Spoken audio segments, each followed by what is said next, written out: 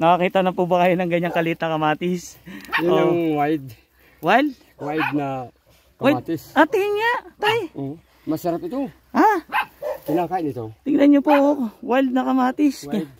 Kung ano po yung dahon ng kamatis, yun din po. Kung ano yung bunga, yun din po. Kaso nga lang, sobrang liit niya. Maliit. Kinakain to, tay? Kinakain. Wild na kamatis. Oh, sige nga, sample nga. Ito, Sample nga, kainin mga tay. Mga 3 kung kinakain talaga. Ito. Asaan? Masarap. Ano yung loob niya? Ano yung tsura ng loob? Tingnan niya, tay. Ay, kamatis din. Kamatis. Yung loob po niya, yung buto kamatis din. Tingnan niya. Ito palang wild na kamatis. Di ba? Wide. Yung buto niya is kamatis din. Ay, tay, pengi ako, damihan ko. Magtatanim ako. Hindi, tatanim ko. Hindi ko siya iluluto. Pupunla ko yung buto. Eh, ang dami Ayun pa, tay, ang dami. Kunin natin lahat. Pwede ba? Tanim mo yan? Hindi. Ano to? Kusang tumubo lang. Kusang tumubo lang. Kusang tumubo? Ang galing. Siguro, tayo lang ngayon ang nakakita ng wild na kamatis. Ayan. Di ba? Meron palang wild na kamatis. Talagang sa bundok to, tay? Bundok. Ganon? Doon sa gasak ko, ang dami. Wala, hindi na ako bibiling kamatis. Ito na lang. Galing. First time.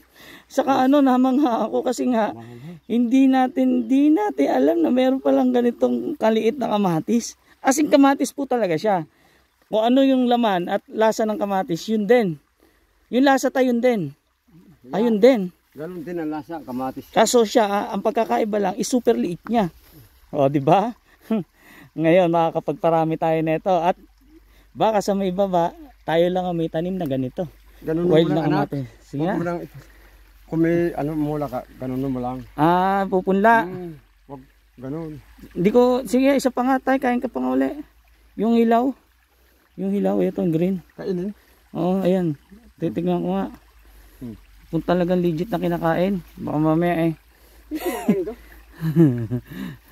Hindi ko nakita kanina Pakita mo, naubos mo tayo. Yeah. Tingnan natin kung maubos niya. Wild na kamatis po. Siguro, wala nang laman yung bibig mo, tay? Kinakain po, legit.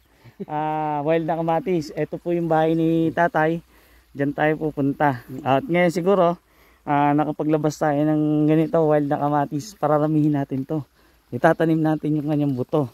At syempre, palalaguin natin at pararamihin natin. Dahil kakaiba, tayo lang meron.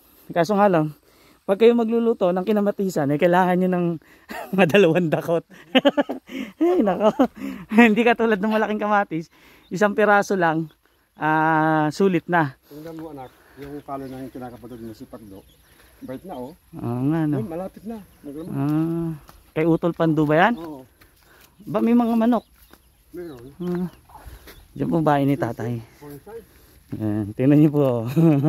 Nakakita kayo ng wild na kamatis na sa akin lang. Sa mga may gusto po ng buto, gusto niyo ba? Siguro magtatanim muna ako. Silipin natin yung bahay ni tatay para makita nyo rin yung loob.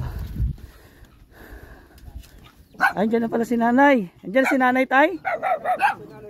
Andiyan na. Mababa lang. Saglit lang.